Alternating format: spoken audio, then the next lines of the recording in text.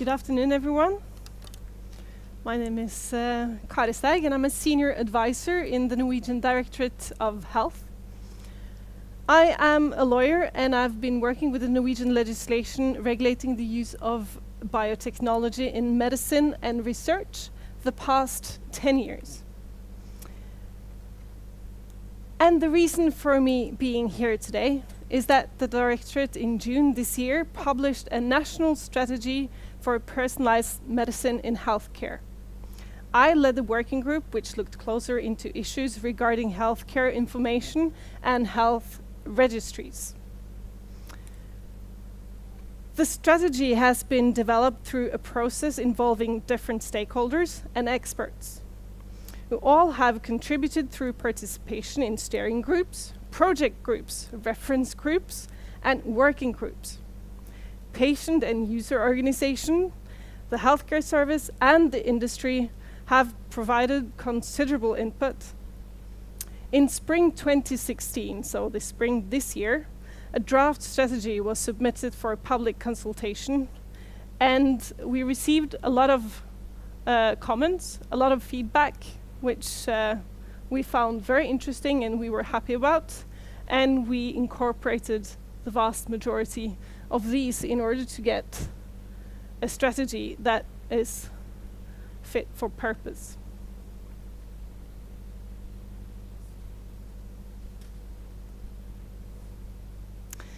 And first, let me just start by talking you through the key messages in the strategy.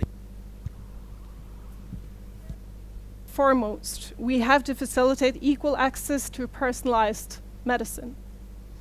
We found that it differs which treatment a patient receives, both between regions, but also within hospitals. Much can be explained due to differences in knowledge of treatment possibilities and methods. The strategy points out the utmost importance of coordinating our efforts nationally, and that our healthcare services implement personalized medicine. To raise awareness of this part of medicine is necessary, and the strategy proposes to set up a network of regional competence centers. In these centers, healthcare professionals can increase their knowledge of personalized medicine. We believe this is key to facilitating equal access to personalized medicine. The second point relates to personal autonomy and integrity. Genome sequencing, which recently has been introduced in clinical practice, is one of the main topics in the strategy. Such analysis generate large quantities of sensitive medical information and data. Genome analysis may provide major opportunities for patients, but will also raise a number of challenges. The challenges are in particular linked to the fact that genetic data is sensitive. Some even argue that they are more sensitive than other types of healthcare information. Therefore, developments must take place within a robust and ethically sound framework that ensures data security and protection of privacy. The strategy acknowledges that personalized medicine is still a field within medicine which is fairly new, and much is still unknown. Research is therefore necessary. Nevertheless, this strategy is mainly focusing on diagnostics and treatment of patients and not research itself. With the increased use of novel technology, we aim to expand the toolbox which health professionals need in order to implement personalized medicine in their everyday practice. And as we all know, there are restrictions on how much money that can be used in the healthcare sector. It is an obligation we all have to administer taxpayers' money the best possible way. the established principle for priority setting in healthcare, which goes for all types of healthcare, will apply also within this field. That is also one of the points that has been criticized. As I've mentioned already, this field is still in its early stages of development, and there are yet much to learn and explore still. With a national approach, the strategy seeks to boost and coordinate our efforts to make this happen and help paving the way for further research and innovation.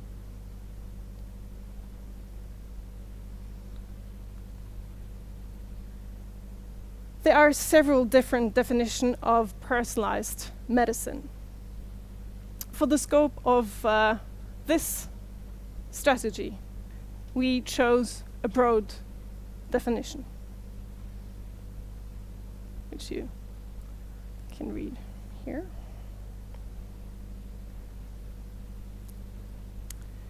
Personalized medicine is a move away from a traditional one-size-fits-all approach.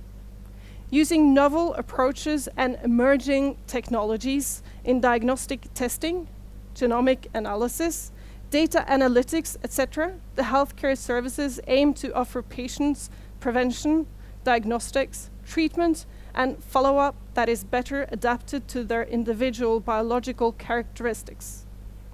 In this way, personalized medicine has the potential to improve patient outcome and produce significant benefits by offering more targeted diagnostics and treatment.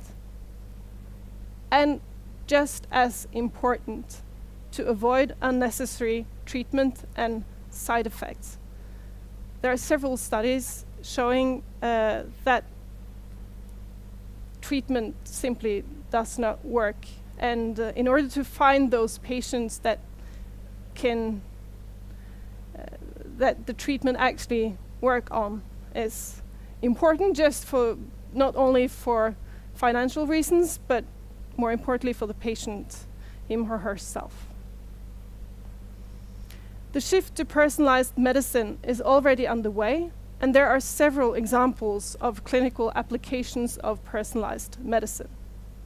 For instance, the diagnosis of rare disease and diagnostic and treatment of cancer.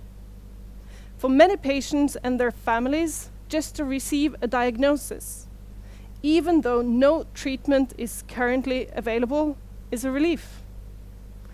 Increased use of genome sequencing can make this happen. Personalized medicine requires advanced technology, a multidisciplinary approach, and a high level of competence. This means that other competences are required in the patient treatment than in traditional medicine, like bioinformaticians, to mention one obvious example.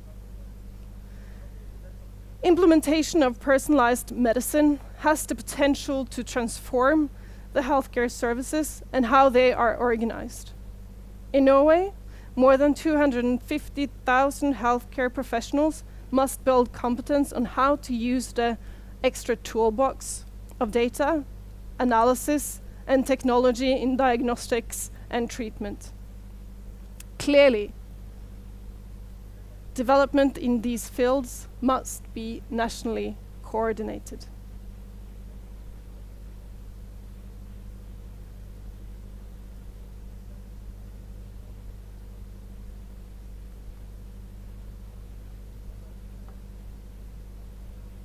The main focus of the strategy is on areas of medicine where personalized medicine has already been introduced in the healthcare service, and where the introduction of new technology represents not only opportunities, but also challenges.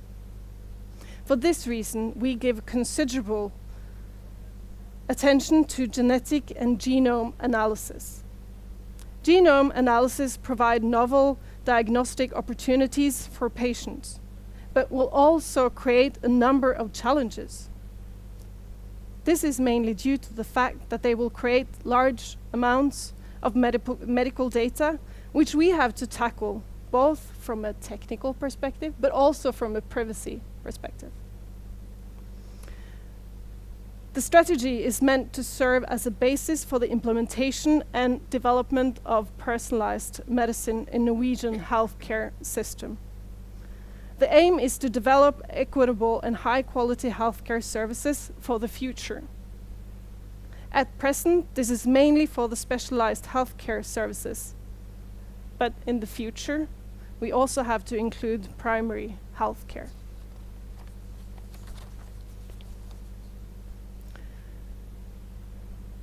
Personalized medicine and related areas are characterized by rapid developments. The recommendations in the strategy have a 5-year perspective from 2017 to 2021. The strategy must be considered as the first step in a process for implementing personalized medicine in healthcare, and it will be followed up by specific action plans. It is important to note that what has been recommended in the strategy had to fall within the scope of current legislation, and there would not be any specific or earmark additional funding from the government.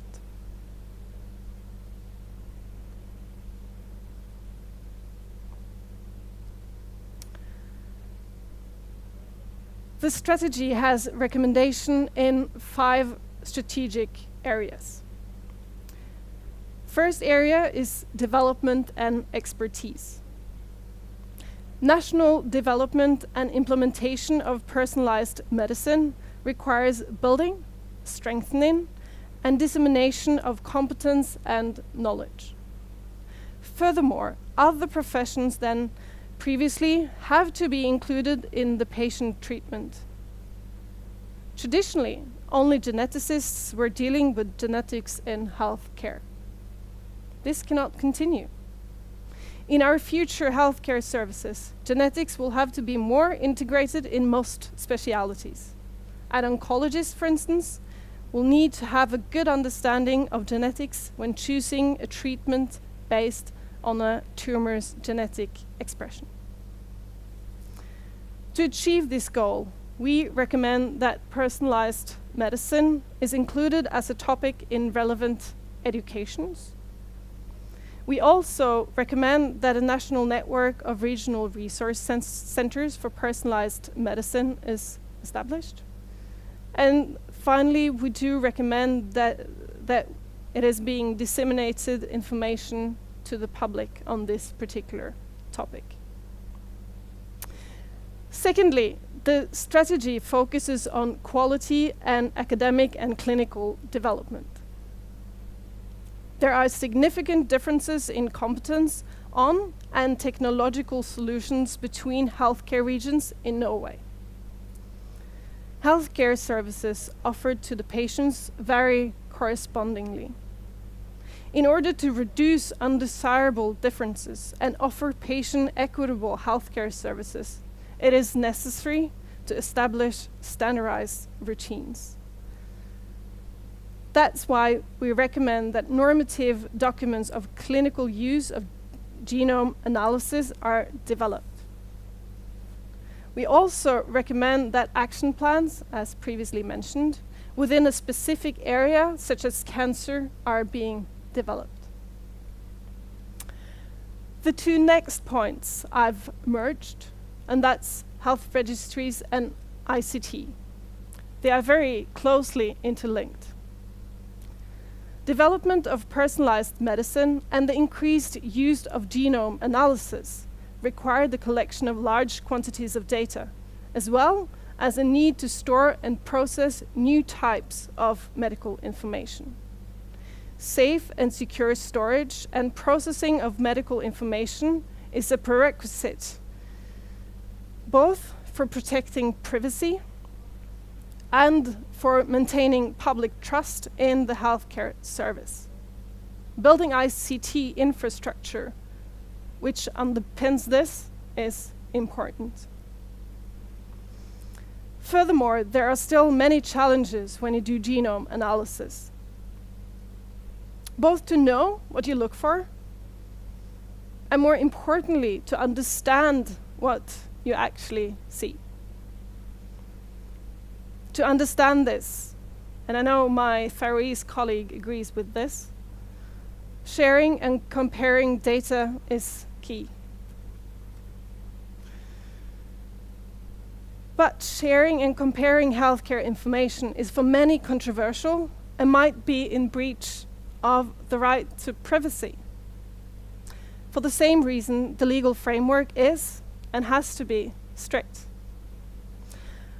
We have to look into how we can protect individuals' autonomy and at the same time facilitate necessary exchange of healthcare information. That's why we have recommended, or the strategy, it's recommended in the strategy, that a national anonymous genetic variant database is established. And due to the fact that this can be done anonymously, perhaps not the perfect world, but still we are picking a low-hanging fruit, which is both requested by the clinicians and feasible to achieve within current legislation. We also suggest that further investigation with an aim to establish a national system for storage and processing of raw data and medical information from clinical genome tests and analysis are being looked closer into. I'll come back to that later. And last and not least, under Health Registry and ICT, we recommend to develop functionalities for handling of personalized medicine and large-scale data through the electronic patient record. And the fifth strategic area is research and innovation. And research and innovation plays an important part in personalized medicine. As I've mentioned several times in my talk today, the main focus of the strategy is implementing personalized medicine in healthcare services. However, it is apparent that we know quite little. There are many but scattered research initiatives with quite extensive funding. But there's not sufficient overview of the totality and little, if any, coordination of the different initiatives. Research and clinical practice are closely linked and integrated in the development of personalized medicine. You can even sometimes say that there is one patient, one research project. So the patient is quite often both a part of a standardized clinical pathway, but at the same time participating in a research project. For the time being, this combination is not handled ideally in the hospitals. That's why we recommend under research and innovation to establish an action plan for personalized medicine-based research and innovation. And secondly, to develop clinical pathways that integrate clinical treatment and research.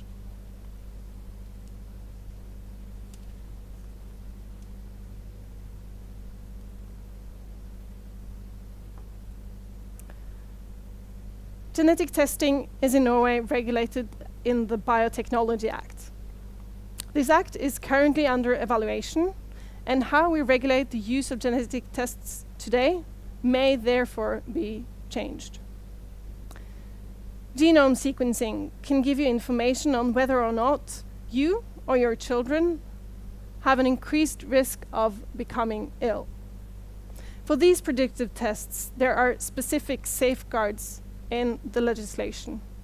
Just to mention a few: genetic counseling, restriction on genetic testing of children, and prohibition of certain secondary use, such as insurance purposes. As mentioned previously, genome sequencing generates a lot of data, much more than today's hospitals' ICT systems are built to tackle. On this basis, the strategy discusses whether or not to set up a national infrastructure of storage of these data. Our initial findings is that it is uncertain whether it is legally possible to set up a national health registry with genetic health information under current legislation. And if one wants to open up for the possibility for exchange of health information and use the health information for other purposes than healthcare, such as, for instance, research, another set of rules come into play. And you do have to assess both sides. And even if it's legally and technically possible to set up a national database for genetic health information, is it ethical to do so? It is stated in both our Biotechnology Act, but also in the European Convention on Bioethics, that all medical use of biotechnology has to be carried out with respect for human dignity and identity. Respect for integrity and fundamental freedoms without any discrimination on the basis of genetic expression must be guaranteed. We also have to bring into the debate the aspect of possible abuse and misuse of genetic health data. And also, if we allow for secondary use of genetic health information, how can you assure obtaining a proper informed consent from the patient? Public trust is of utmost importance. If a national database for genetic information is set up, safe storage and data communication is crucial. Just to mention one example, in Genomics England, for instance, they have all the servers in a bunker. And it's with very strict access control to the data. The use of data has to be carried out in the interest of the public and the best possible use of taxpayers' money. And as previously mentioned, the strategy recommends to look further into these questions.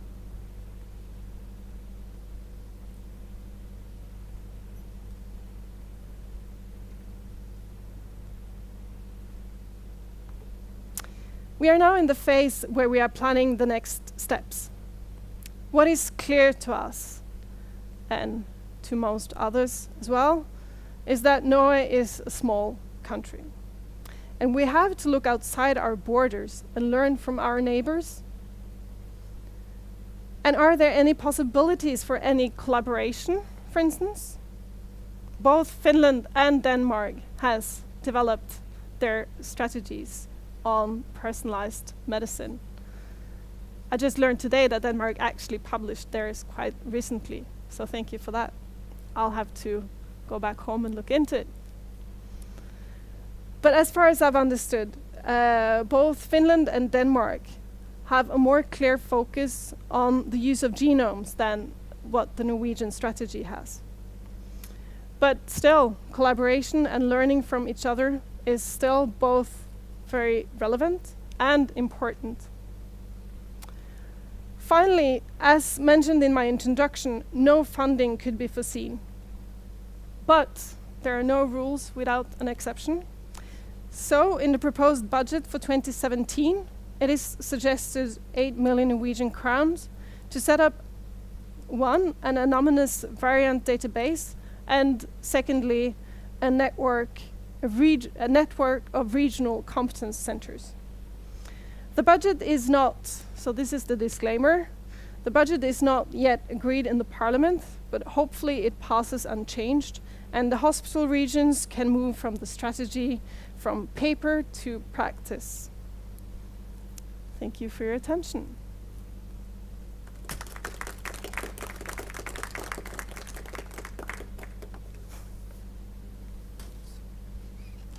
Thank you very much.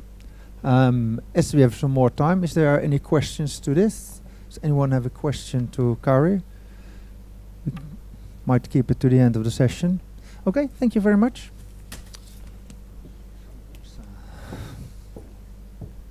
Be careful not to disappear here behind. Okay, so our next speaker is Bogi Eliassen, and he is an associated partner at the Copenhagen Institute of Future Studies.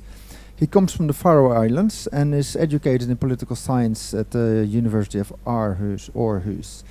Since 2009, Bogi has been the project manager of the ambitious project FAR-Gene, which aims at the whole genome sequencing of the entire population of the Faroe Islands, and in order to research and develop opportunities in genetics.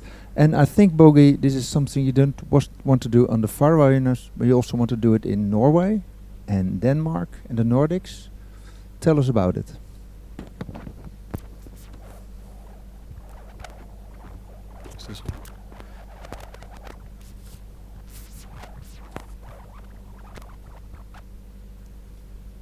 Should be okay now? Okay. Thank you. Welcome. And thank you to the last speaker. It was very interesting to hear more in detail about the Norwegian ideas on this. Can I start with asking you, how many of you are from Norway? Also genetically? No, just a joke. How many of you work in research? No?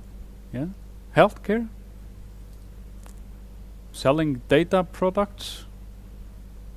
Bit? Okay. How many of you have been sequenced? Genetically or genomically? Okay. Okay. That was good background information. So yes, I'm from the Faroe Islands. I work mostly at the Copenhagen Institute for Future Study. I was a part of establishing the Faroese FARGEM project some years ago.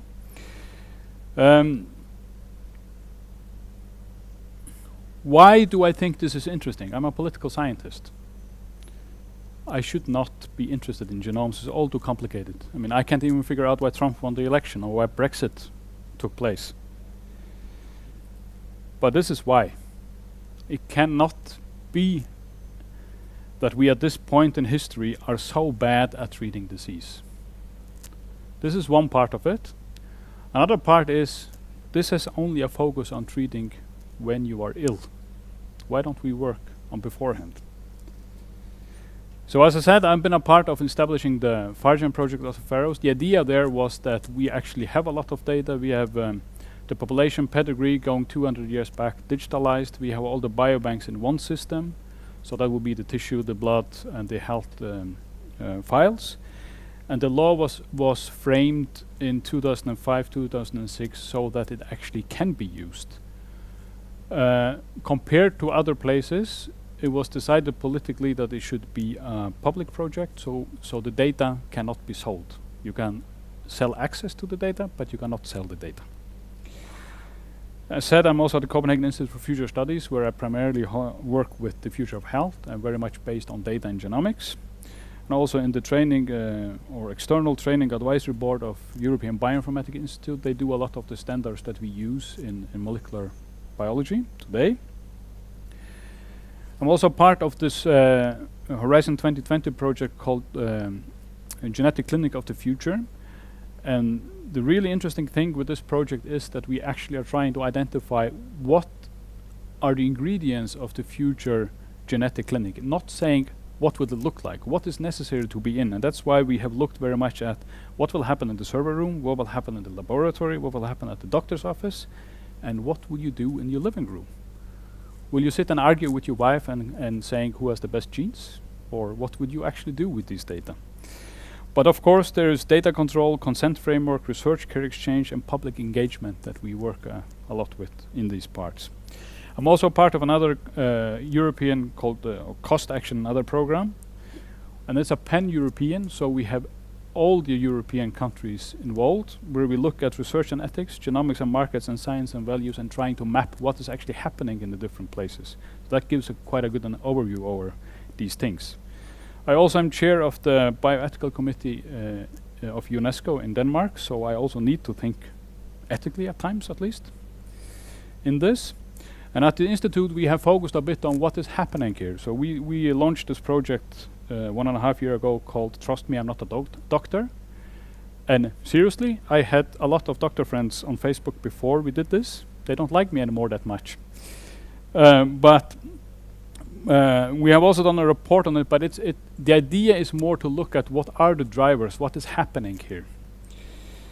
In March, we did this conference called Genomics of the Future, which was aiming at looking at what disciplines, which sectors do we need to have in order to work with genomics.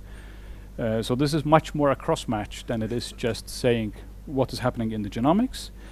And in October, we had the data in genomics in Odense, because we hear a lot in the Nordic countries about the data goldmine that we have, but when you talk with people who should use it, they say it's too difficult to use. So where is the data goldmine? How do you realize it? And there we also learned very much that most of the actors in all of the Nordic countries, they agreed that the countries are too small to work independently. So we are also working a bit on that. I've been sequenced several times. It started a little bit with that a genomic artist, if you can be that, that's one who is explaining ethical issues of genomics with art, asked if my family could be a case, because my wife is from Peru and I'm from the Faroe Islands, we lived in Denmark, if we could do some stuff on explaining how this works. So we did, I must admit, I did some testing on my kids, even if they were under age 18. So the Genographic, which is the National Geographic to see where you come from, for instance. And there we could see that two of my older kids, they were 41% Native American. My wife is an Inca Indian, so that's more or less okay. But the Northern European was quite low, so I got a bit concerned with that, as you can understand. But then we did the 23andMe, which shows me as a 99.7% European, so I got even more concerned. But this is my oldest daughter, and on that she is actually 40 or 54% European. And this is just an example on how we need to think about standards. Okay, this is a simple gimmick. This doesn't have any implication apart from being a bit concerned about your kids. But this is one of the crucial questions that we have to ask ourselves as well. I've also done the Illumina full genome sequencing, got it through a doctor, got all the information. For instance, I learned that I'm a very slow coffee metabolizer, which is quite good because now I don't drink coffee after 5 and I can actually sleep at night. I never understood why I could start working at 4 in the morning, but that was because the coffee I drank at 10 only started working at 4 in the morning. So these are a lot of things that are going on, and in the Genomic Clinic of the Future we did take it a different twist, because in a lot of places we discuss what happens when you democratize the knowledge. What happens when you give the information to the individual? So what we did was that we had 13 volunteers of the project who were allowed by the Dutch Research Council. We got all the ethical approvals to actually be clinically sequenced. But what we got was only a hard disk with the data, not interpreted. So now we have to figure out what to do with it. We have to figure out, we would donate it to research? Will we go to somebody at the university who can do it for free? Would you go somewhere and pay for it?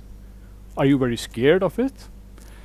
And for me it was quite a good experience, because the first one I just went to the doctor, got a written report, and I got everything on an iPad, so I could sit and research and look at myself, and it's linked to Wikimedia and PubMed and everything, so you can actually see what things means. But now I actually have to decide what to do with the data. So this is actually a bit of a citizen science project on, okay, let's try it out, not just see it theoretically.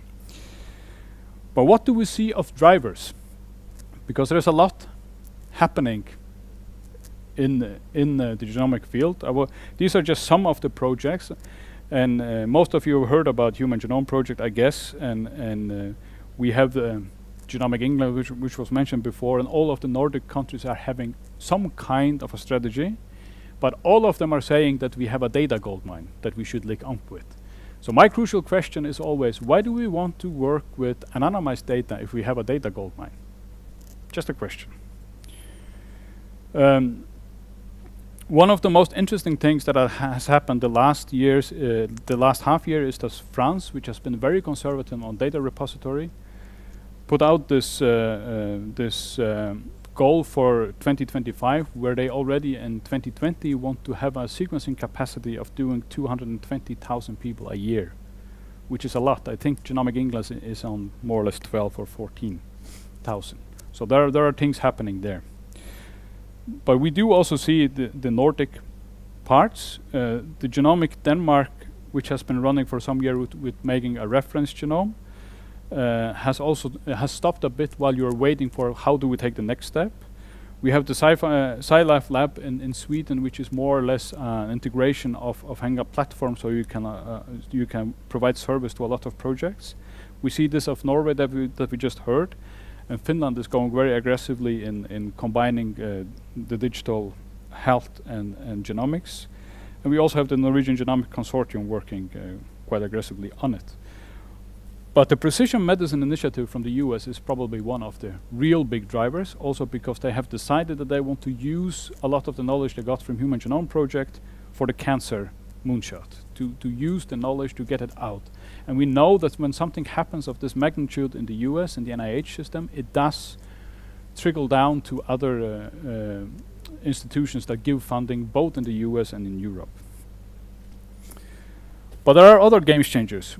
It seems to be like some of the payers that they try to move us to something that we call Health 3.0 or value-based health.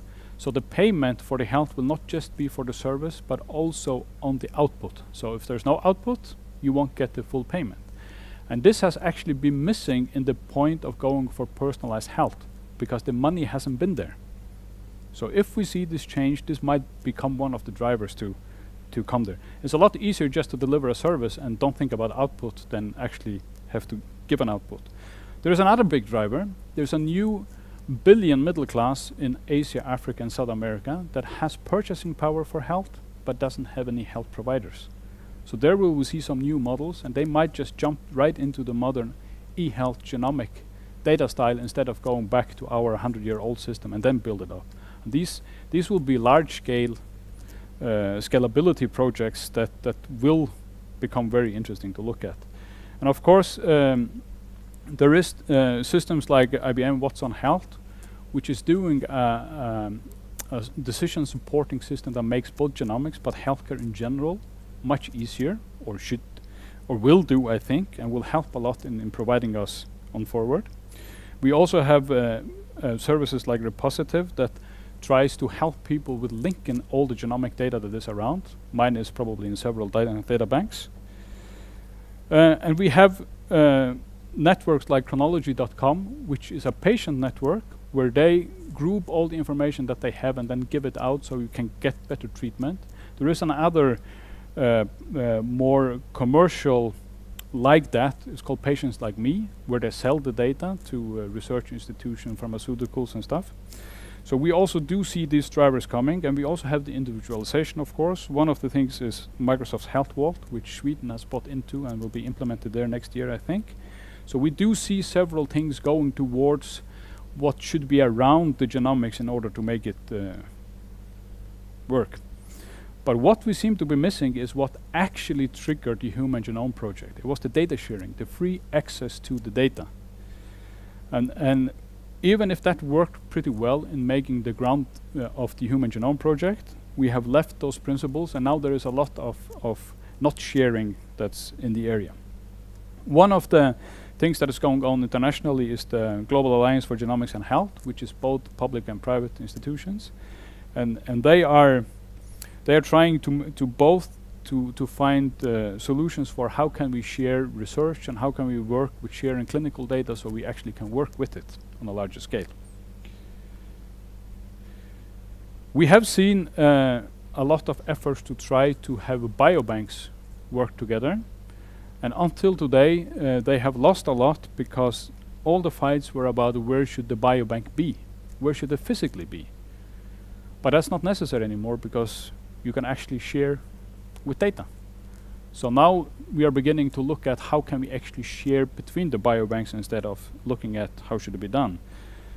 And 23andMe, which is an online genomic service, which is a little bit attached to Google, they have a very advanced service with a brown envelope and a small plastic tube that you spit in. They send it to you and you send it back to California, and then you get an email back and they give you some information of your genetics. It's the world's biggest biobank today. Think about all the millions and billions that have been used to different biobanks. Okay? So these are really big changes that are coming. So what we should think about here is that we might have the best possible frames for the future of genomics and future of health. But if we don't work with them, somebody else will come with some other solutions. And that is the biggest challenge we have on that part. We will not stop with genomics. One of the things that we will take in is different type of data that we can do with variables. It will also be more real-time molecular expressions or biological expressions that we will put in. In my opinion, we need to create a baseline first, and that will probably be the genomics. But there are other things happening when we have a development. We have heard a lot about CRISPR-Cas9, where you actually can edit in the genome. But I will say right away that we are far away from beginning to edit in humans. I have a daughter in 2nd grade in high school, and they asked me to give a talk to the whole high school. And to my surprise, 80% of the pupils, they thought that you could actually go and ask for a designer baby in a lab today. So that is also something that we have to consider, how much television, how much book they are reading at that time.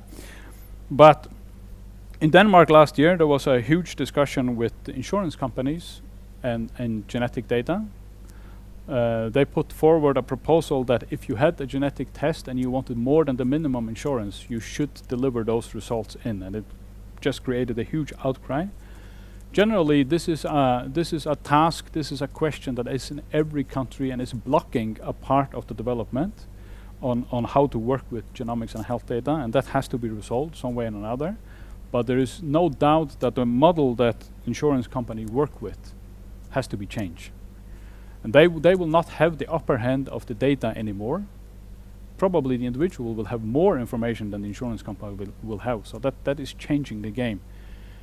And you might think that's strange, but the insurance principles that we use today, they were invented in Holland in 1991. So, or 1791. So that's a long time ago. But it's not just about health data. It's about data in general, and that I think is very important. It was mentioned before that maybe genomic information that we hear often is more is more dangerous than other data. I don't really think so. We should think about that genomic is you. Whenever you do a genomic reading, you do a digital copy of your blood. So if genomic is so dangerous, maybe you are dangerous. Understand me right, because we discuss these issues, the ethical issues, like this is an invention that we can choose not to do or to do. But in reality, this is something that's inside of you. So when you look at your genome, you look at something that's there. You're not inventing something. We should remember that when we discuss it.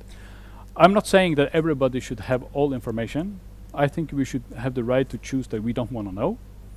But I would like to have the right to choose that I want to know, like I've done.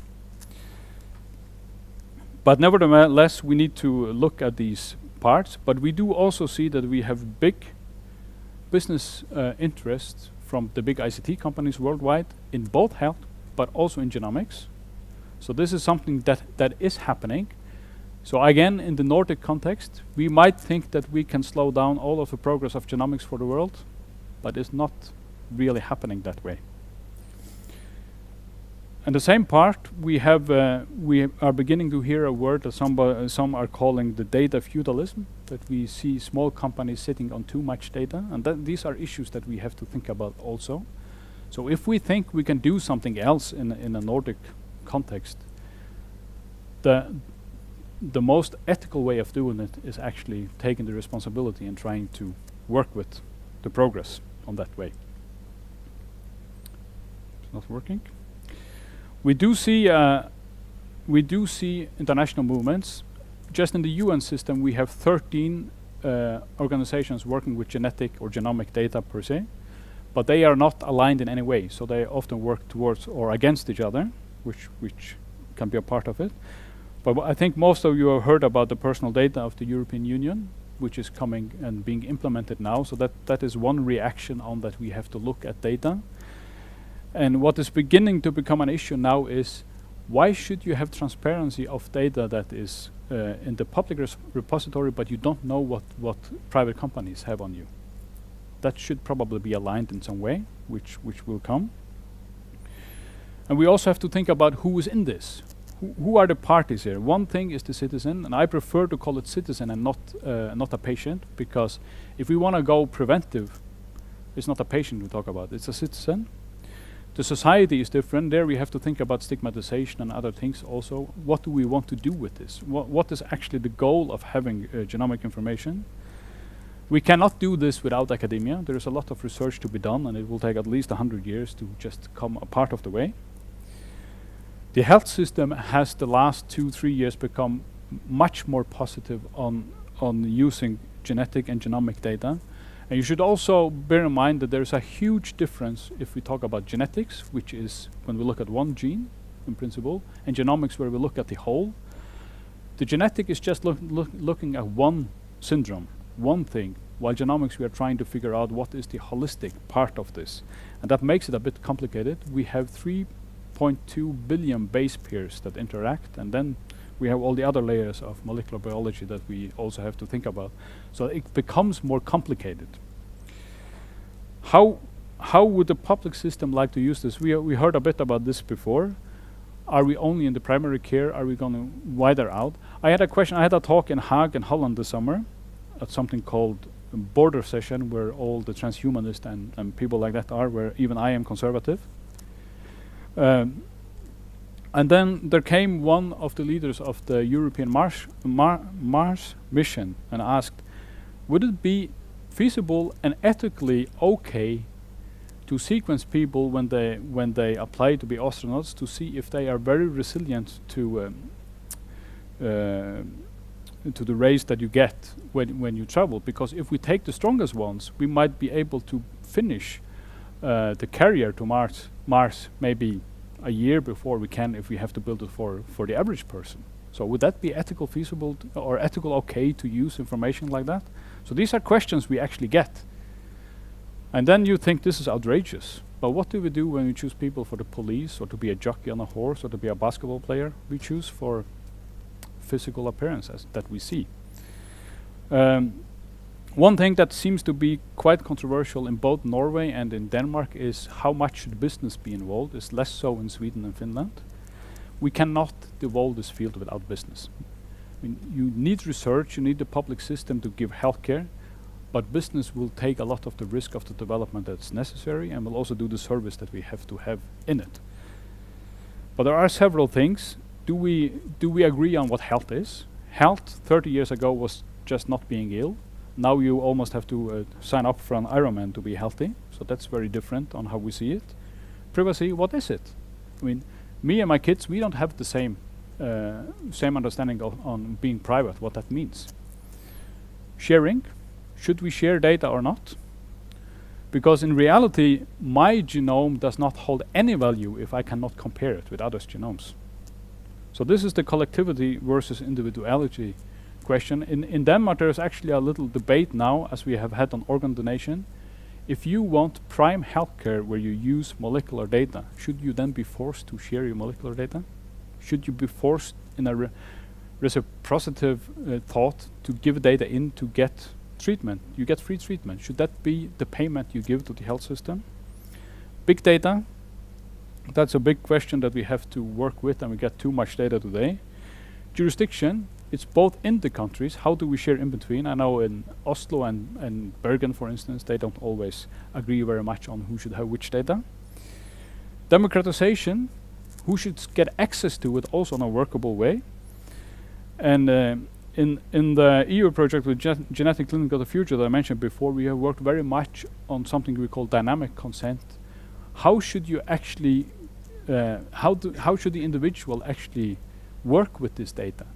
Should you have access? Today in the Danish system, I can log on the system like you can in Norway. I can see everything that the system has about me or that they want me to see.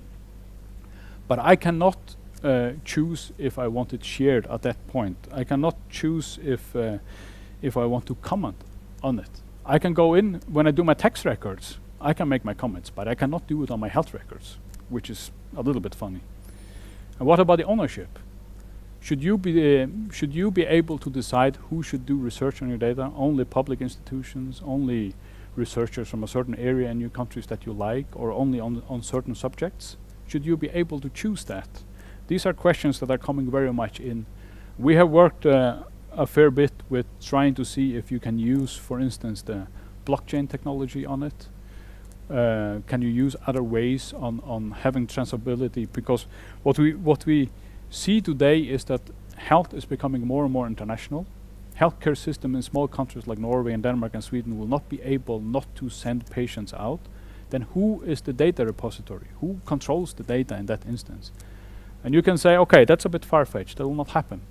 But we have something called European Reference Network. It was set up by Eurordis, which is the rare disease organization.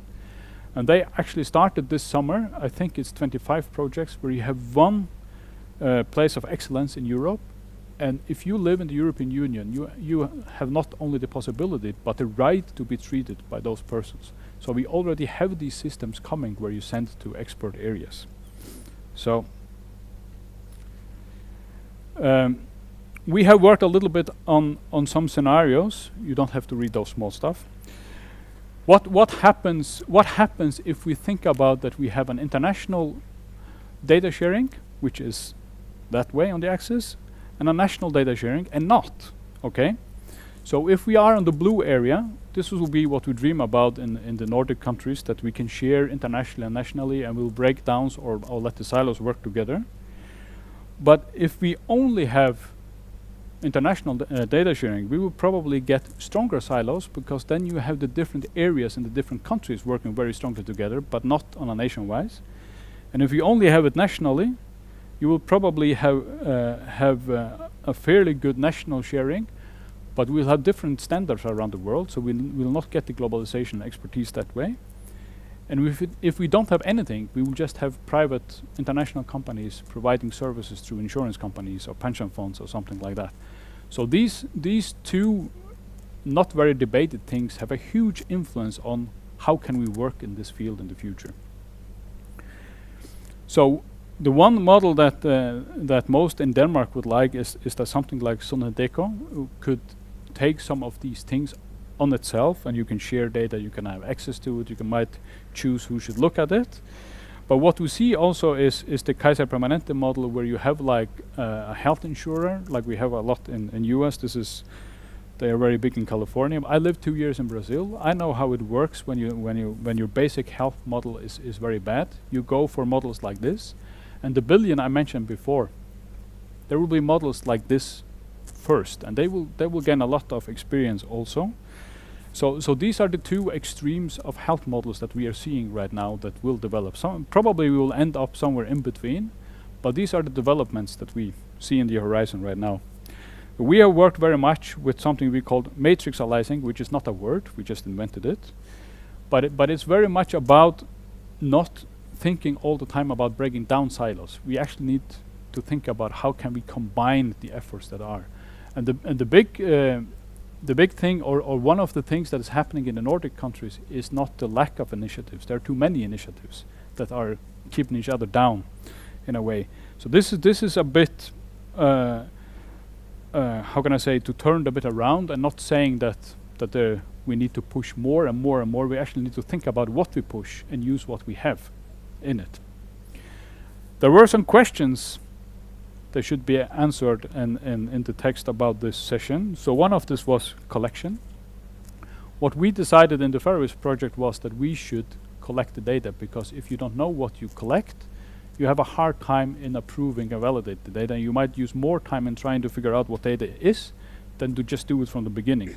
So we have to think a lot about in this big data time, how do we collect the data, which is not always done. Storage. In the Nordic context, I think each country needs to think about a central storage. You can't do too many facilities here, but you should also think about in the security issue. We could do Fort Knox, yes, but as I normally say, if you can't use it, why produce it? So the more security you put on it, the less usability is there. So we need to think, why do we want this data?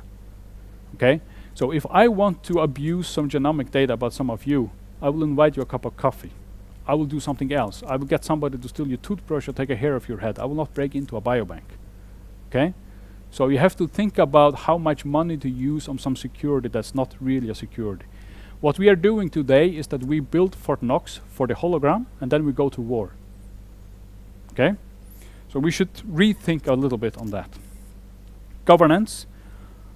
I do think that this is a long-term issue, so there should be a public investment in this. There should be a democratic governance on it. I don't have the model. That's something that has to be figured out.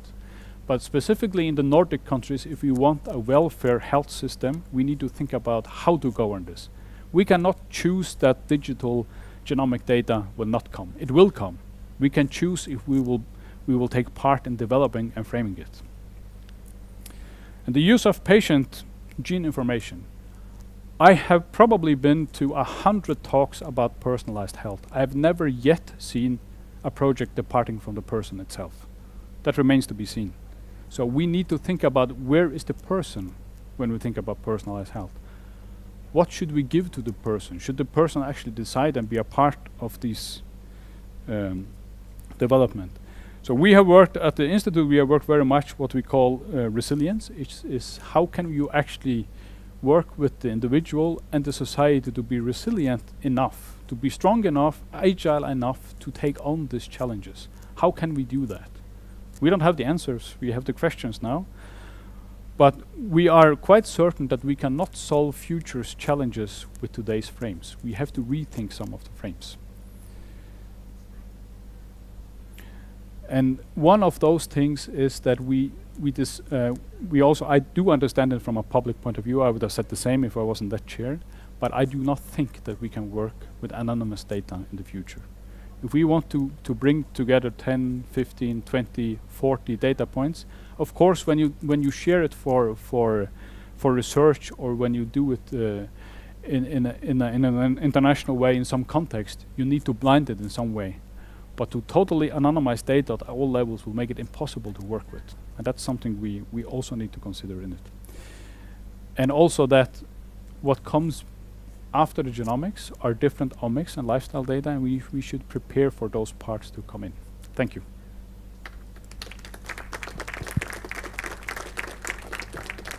Thank you very much indeed. It's interesting. We still have some minutes left. As I told you, I was in the United States in this spring, and I took my 23andMe geotyping. It's not sequencing. I found out some interesting things, like I got this slide telling me I was presumably born with no or little hair, which I thought was really important information to get. So, aren't we overrating the capacity of genomics at this moment really to help us with our healthcare? Yes. Is this a hype? Is this yes, or is this something long into the future? So we always learn when we go to school, it's okay to make mistakes, but don't do them twice. And we are doing it the second time now, because what we learned with the Human Genome Project was to ask questions. It was not what is really happening.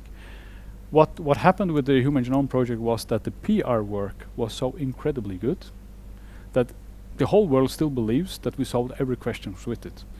And this is a little bit what is beginning to happen with genomics as well, that you say, okay, if we go from genetics to genomics, we will know everything. The genomics can tell you, it's your skeleton. It can tell you what might happen, what your strengths and weaknesses are, but it will never tell you why you get ill when you get ill. There we need more environmental information, your lifestyle information, some real-time expressions, which will come. But the genomics is the necessary baseline to work out from. So yes, I do agree that we overpromise and hype it too much at times. But on the other hand, we have technology to work much more effectively and much better in concern of the individual today than we do. So there are two sides of it. Yeah, of course, there's always Oops, be yes. careful, because that's nothing to do with genomics. It's just down. Yeah, and I did not have a beer for lunch. because we know a lot about evolution is about the trade-off. So security is a part we want to give the security and the privacy away when we gain something on the other side, which is healthcare. So when I did this geotyping in the United States, I have this data set, but then I come to Norway and I say, knock knock, can you help me? Can you store it for me? Can you help me to get healthy, to stay healthy? They say, I'm sorry, we don't have the infrastructure for it. You think that is a mistake from the Nordic countries not to open up for this? Yes and no. No, because you need to think about what you want to do with it before you do it. And yes is I mean when what is going to be extremely important with this data world of health is to have validated data and that you have approved providers of data. Okay, and the thing we have to think about when you come with data is what do you expect? Okay, do you expect if you come if you deliver it to the doctor, do you then expect that he will tell you why whatever question you have right away or not? So it's a lot about the expectations. I do think it's we should take the data in that we can, that's usable, but if it means that we have to redo the data in order to make it usable, to align it, it might be better to say that we or to set the standard and say it's only this kind of data that we want in. And it's a bit tough not to work with. But for instance, jumping a bit on it, Danica, which is the one of the biggest and most and oldest pension fund and insurance company in Denmark, they started a campaign this year for second opinion. So if you're not satisfied with your health treatment, they will translate your health file and send it to this best network doctors, whatever it's called in US. Then it comes back, okay. And this is a new thing in a Danish context, that you actually from the local providers are just asking for information from outside because you're not satisfied, and this will happen. So what the questions that you are asking is actually this will probably happen. So we should prepare. What do we do? How do we receive it? It's if you say no, it should be because you decided of strategic reasons to say no, we don't want that because. Now we just don't want because we don't know. Is there anybody else who has a question? Because it's an interesting subject. Yes, please present yourself. Can everybody hear me? Good. My question is about health literacy. Yes. And about the information.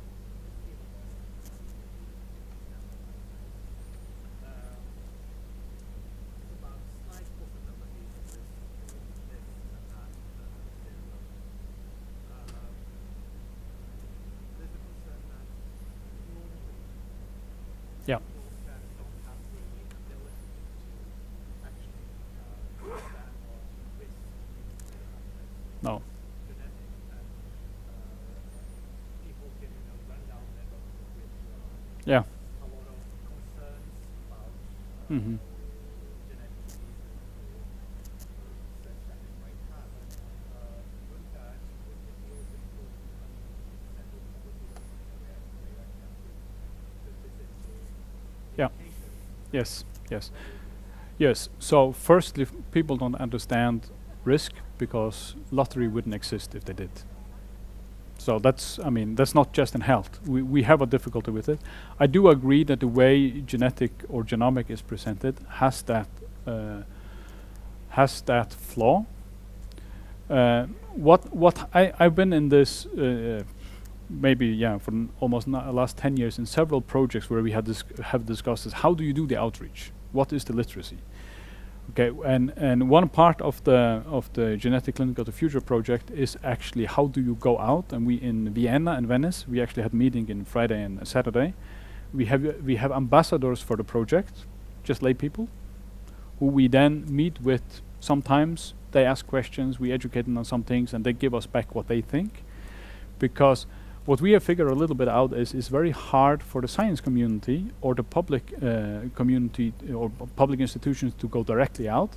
But when you have a group of interest people in between, it works a bit better. So I'm not saying that's the answer, but in this case it works fairly good. But what we expect as health personnel and researchers is exaggerated too much. I mean, how much do we understand of an airplane when you fly?